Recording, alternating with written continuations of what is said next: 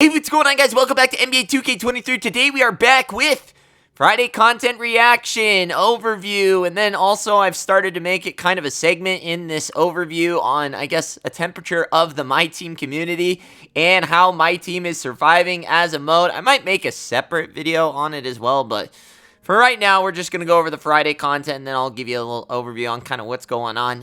What are we talking about? High resolution available in packs. This might be the most lazy or stupid, I can't decide which one at the moment, promo I've ever seen. It is basically what all us content creators use on a daily Photoshop, and in there you can take the little drop tool or the whatever the little, I don't know what the little sucker up tube is, but you basically can absorb the color that you're looking to get in the paintbrush, and they did that to do select colors on their jerseys, and it's called high resolution, which doesn't really even make sense to me at all. But hey, yeah, they're losing. If this isn't the bottom of the barrel ideas, if we haven't hit the bottom, then we might have gone through the goddamn end of the barrel here, folks. I mean, we are out of the barrel at this point with this promo. I don't even know what the hell this means. What does it mean? What the bright colors on their jersey, high resolution? What are we talking about, 2K? Are we losing all focus? Have we lost all hope? My God, it sure feels like it. But besides the ridiculous promo in high res, it's just a mix of players here. I don't even know what any of these guys have to deal other than we're looking at the pink diamonds. We'll start left to right. Shaedon Sharpe. I don't know who that is. Don't see many Portland games, as I believe they're one of the worst teams in the West. So don't catch as many Portland games as I would like to, unfortunately. So you're going to have to fill me in on the comments below who the hell that is. And then Deshagda Diop. I know Diop, but I don't remember this player. Man, I usually know a majority. I mean, it's very rare when you stump me with some of these players, but last week and then this week, I'm sure this Diop guy, the name Diop sounds familiar, but I just can't pinpoint it on where I heard. I don't feel like, I want to say there was a I keep thinking Diao, which was on the Spurs. Diop, he's got to be one of these one and done, like, not in the league very long type of dudes. Let me know on him.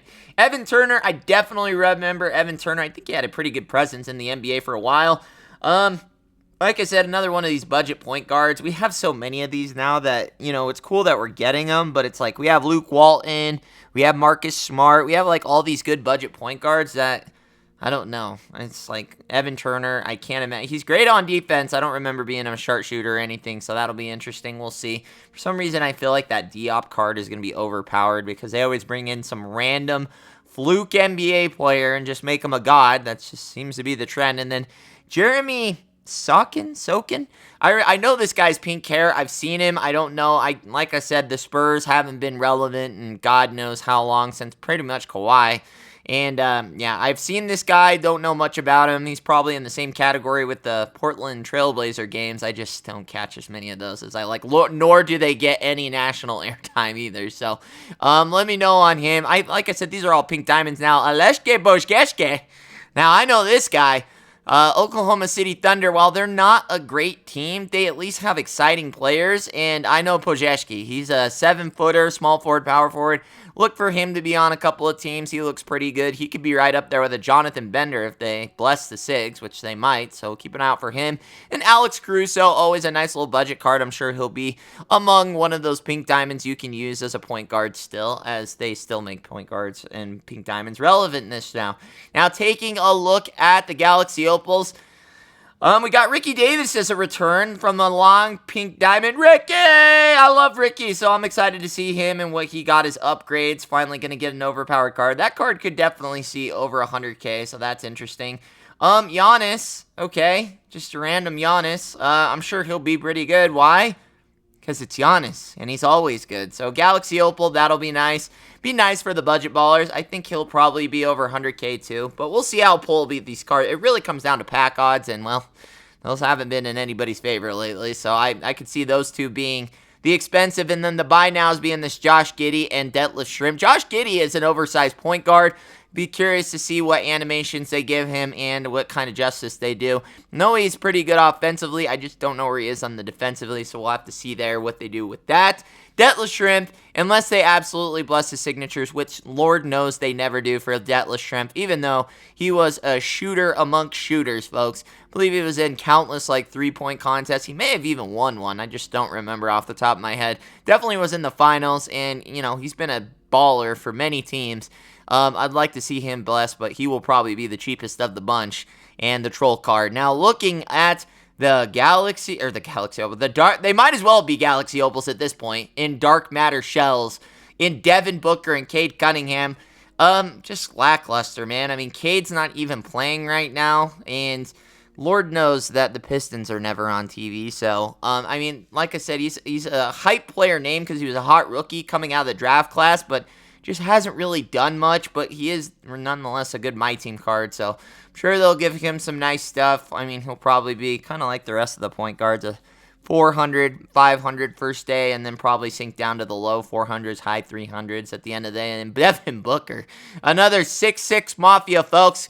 Add him to the gang. Unless they absolutely bless this card, he will be one of the cheaper Dark Matter cards. Why? Because he usually has really shitty animations, and his jump shot's not that great either. And there's a lot of 6'6 guards out there.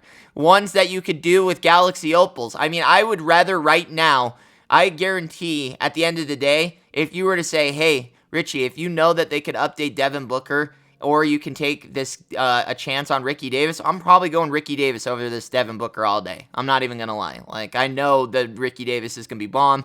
Devin Booker being 6'6", like I said, there's just not... Oh, he can play point guard. Okay, I just barely noticed that. Even so, 6'6 point guard at this stage in the game is not going to do much. So, very curious. Like I said, it all comes down to animations at the end of the day. They could bless him, but at the end of the day, there's not a lot going in this promo for me, man. I mean, we got a Giannis, a Diop, and Ricky Davis, and then you're hoping on Cade Cunningham and Devin Booker in some ridiculous promo named High Res, where they literally just took the background of someone using Photoshop and then putting the little sucker up tube that a vial maybe, I can't think of the tool that's called right now, and just taking a color from their jersey. I just don't understand it. And this is kind of where we are right now as a community. I don't understand where we're at either. It just seems like the mode is at crickets. We don't know where. It's just like the game is so dead right now. It's been so copy and paste over the last few years that it's just finally caught up with everybody. Finally, everybody just realizes, what are we playing for? You try to build a team, and then you try to build players. You try to build MT to, like, create. But 2K has kind of sucked all the fun out of that this year. They're too busy banning people. If things look suspicious, they ban you. And then you're worried that if you boost up a card too much, that if it sells for too much, they're going to ban you. It's just... they've really sucked the fun out of this year, and then they come out with these lazy-ass promos, which, look at these group of players. Could you please tell me what any of this has to do with anything amongst all these guys at all?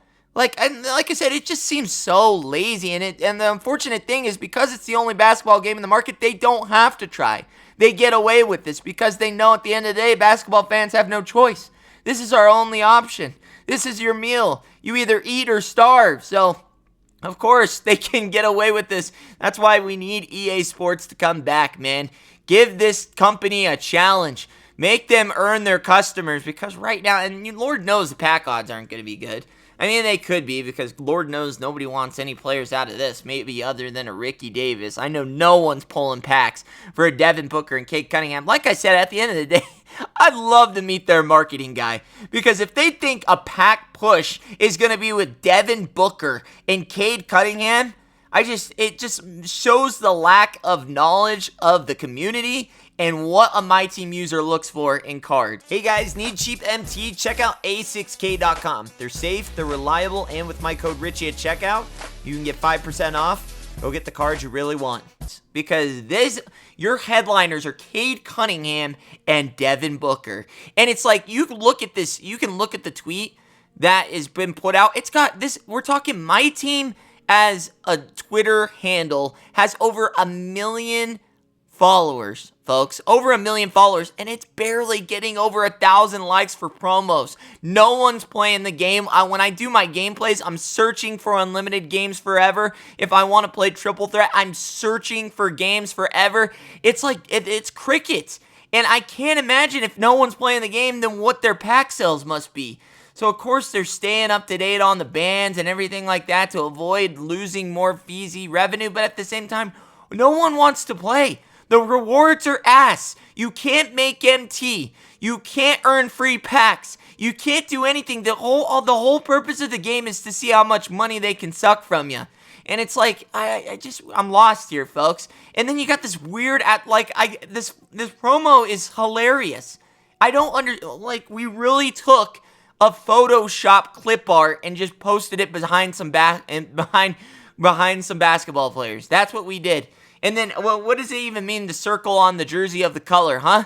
I just don't get it. I don't understand anything. And now big news.